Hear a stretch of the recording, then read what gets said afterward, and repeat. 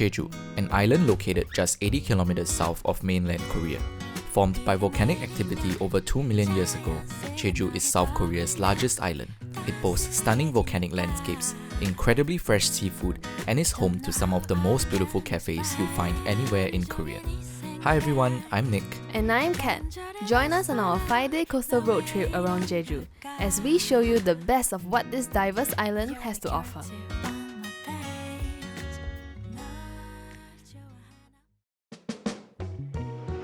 Jeju is easily accessible by a short domestic flight, usually under 2 hours from most major cities in South Korea. For those of you who are coming from Singapore, both T-Way Air and Scoot offer direct flights to Jeju. We flew with T-Way and paid around 350 Singapore dollars for a round trip with 15 kilos of checked baggage included. Do take note that when you land in Jeju, you will need to disembark via stairs and take a shuttle bus to the terminal. Jeju Island is mainly divided into two main areas, Jeju City in the north, where the airport is located, and Seogwipo City in the south. At its center stands Hallasan, a massive shield volcano and the tallest peak in South Korea. For our trip, we did an anti-clockwise loop starting from Seongsan, Jeju City, Aewol, and ending in Seogwipo. However, if you are planning a shorter trip and want to avoid the big city, we recommend focusing your stay in Seogwipo, as it offers more scenic coastal landscapes such as waterfalls and stunning rock formations. While Jeju's bus network is extensive, with both express and local buses covering most major attractions, the biggest drawback is the long waiting time between buses. So if you're comfortable with driving, we highly recommend renting a car. All you need are an international driving permit, your driver's license, and the physical credit card that you use to make the booking with. We rented a hybrid car from Lotte Rent-A-Car for about 60 Singapore dollars per day.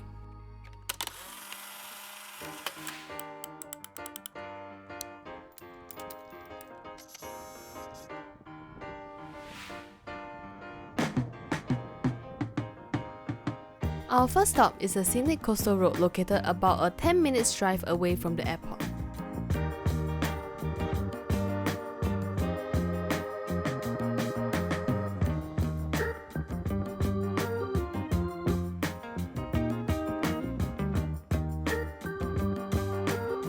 For lunch, we stopped by Idi Guksu, a restaurant known for its hearty bowls of pork noodle soup. We tried their kalbi mandu, stuffed with grilled meat, which was absolutely delicious.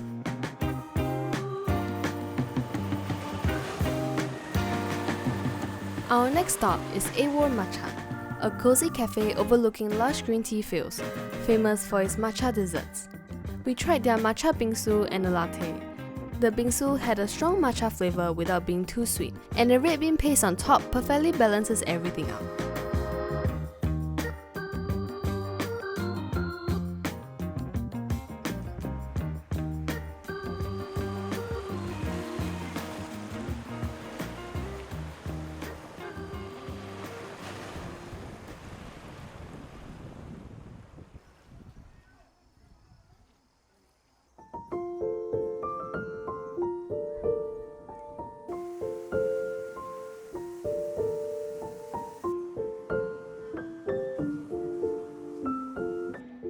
Jeju Stone Park pays tribute to the island's volcanic history. It features both indoor and outdoor areas with fascinating stone sculptures and natural rock formations collected from all across the island.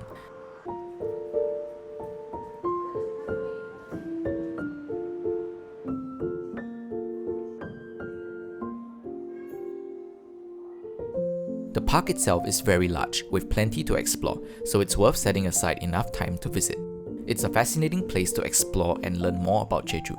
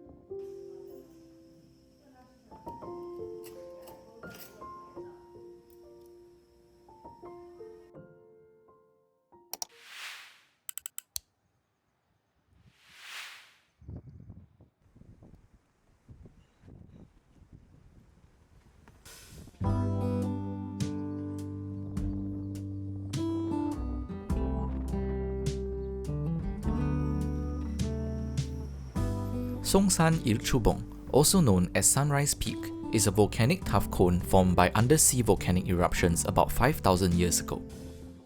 It's called Ilchulbong because Ilchul means sunrise in Korean, and being the easternmost point of Jeju, it's famous for its spectacular sunrise views. The climb isn't too difficult and it takes under 30 minutes to reach the top, and the views are absolutely worth it.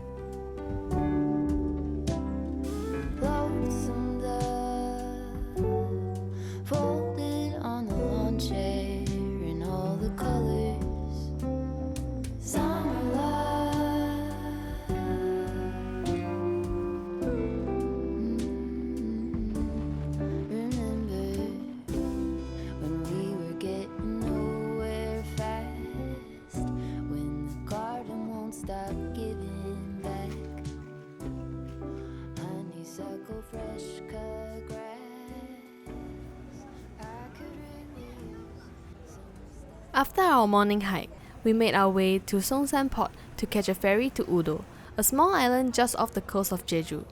We got our tickets on the spot and it cost around 10,000 won per person for a round trip.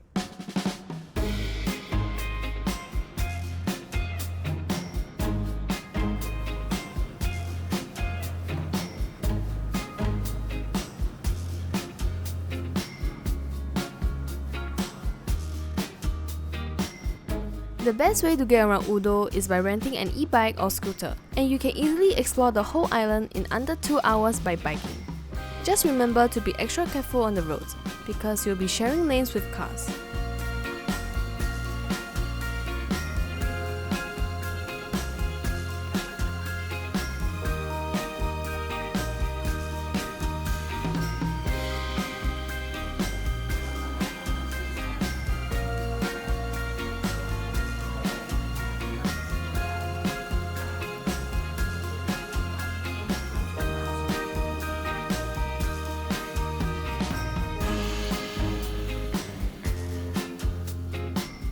Udo is especially famous for its peanut ice cream, made using locally grown peanuts that are known for being extremely fragrant and crunchy.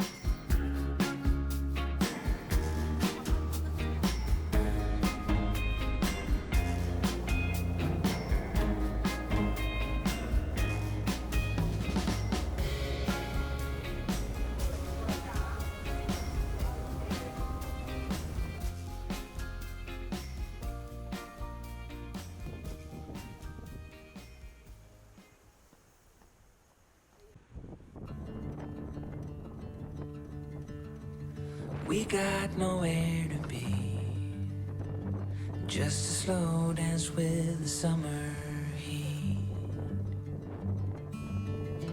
The world outside can't wait a few, 'cause right now we got nothing else to do. The sun is peeking through the cotton white blinds. Seogwipean Bakery is a cozy cafe right by the ocean. They have a wide selection of baked goods and you can pick and choose whatever you like. Everything we tried was so delicious, and best of all, it wasn't crowded at all when we went. So it's the perfect spot to just chill and enjoy the sweeping ocean views. Huge shout out to my friend Keen for recommending this place. Got nowhere to be.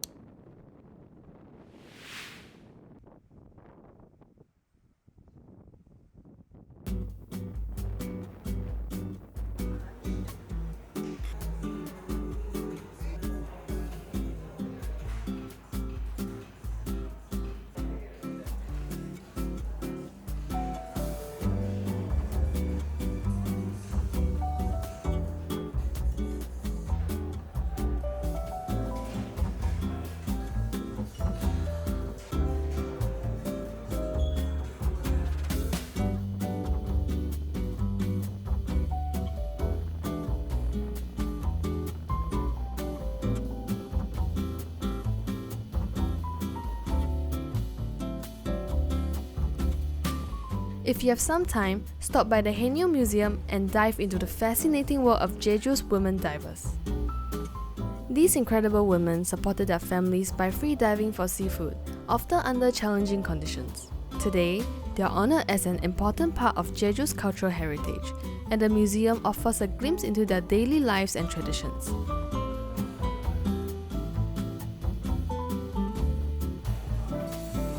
Chongga Abalone restaurant is a popular seafood restaurant known for its abalone dishes. Everything we had was incredibly fresh, though we accidentally ordered a bit too much. If you come here, we highly recommend the grilled abalone, which were tender and perfectly cooked, as well as the abalone pot rice, which was packed full of flavour.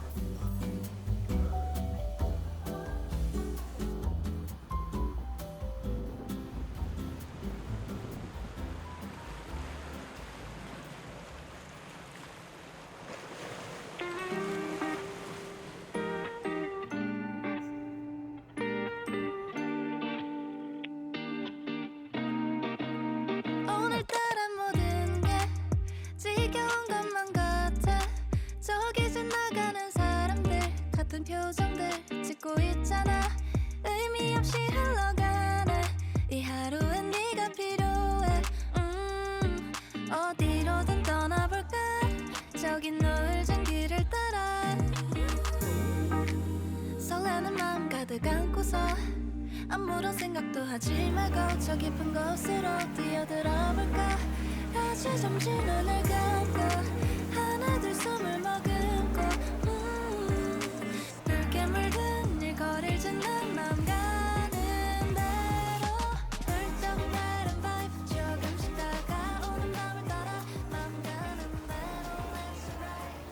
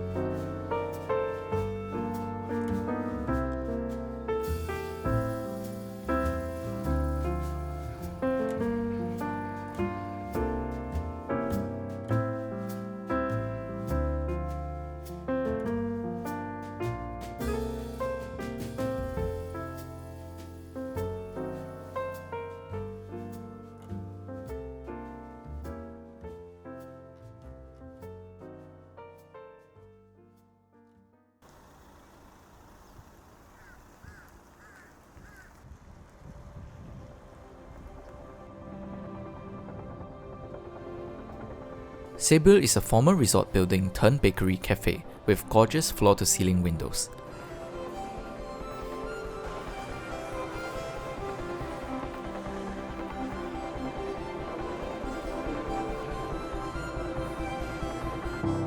Perched on a hill, the cafe overlooks a beautiful field of pink muhly grass, which blooms from around mid-September to late October.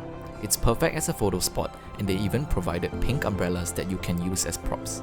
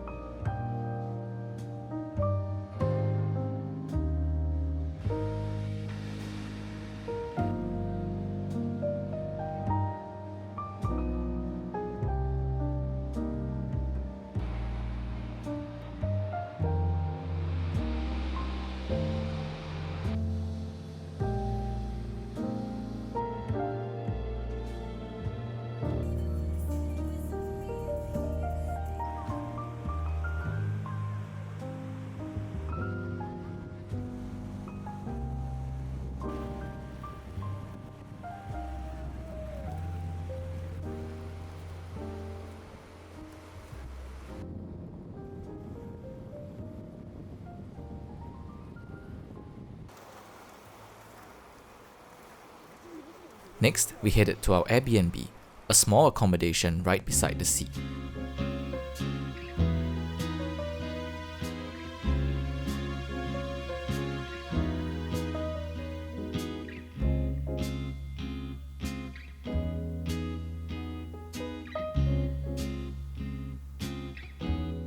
The owner also runs a super cozy cafe called Hawa, just next door.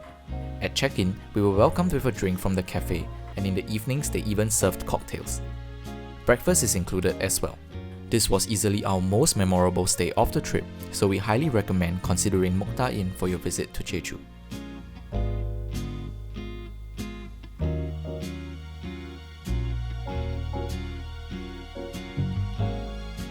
Just a 2-minute walk from our accommodation was a restaurant with a unique name, Padaru Puntweji, or Pig That Has Seen the Sea, recommended by our host. This spot specializes in Jeju's famous black pork barbecue. The flavor of the meat was excellent, and it came with plenty of side dishes. Definitely worth a try if you're in the area.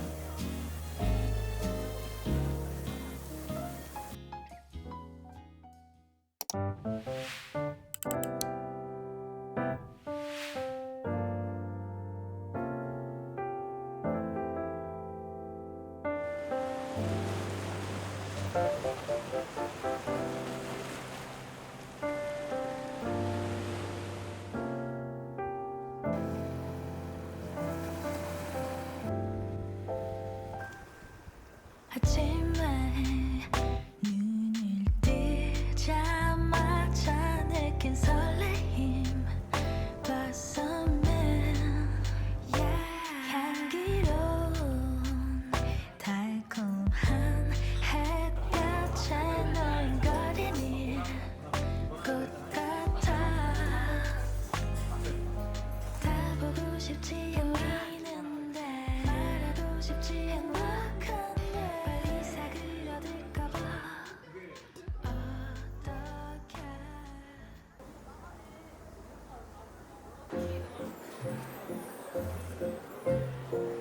Osulloc Tea Museum is a popular spot in Jeju, though it's less of a museum and more of a fancy tea store. You'll find plenty of matcha desserts and beautifully packaged teas.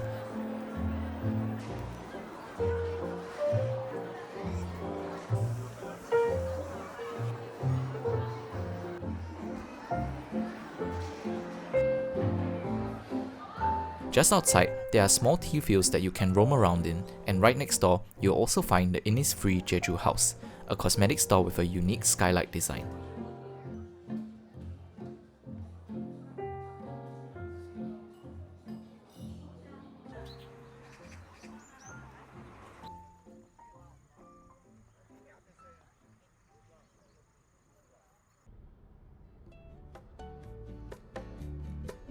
Next, we made a stop at Daepo Jusangjeolli Cliffs.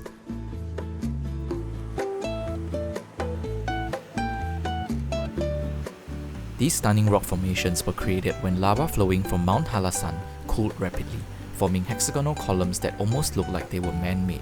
It's an incredible scene to behold and definitely worth a visit.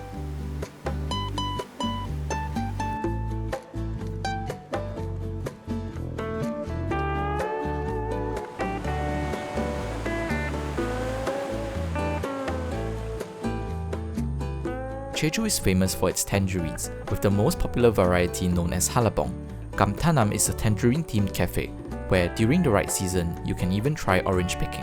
It's open year-round though, and offers a variety of orange-themed desserts and drinks. The interior is really cozy and packed with tons of little details, and there are also plenty of cute spots for photos. We visited outside the picking season, but if you want to try out orange picking, the best time is usually during winter months.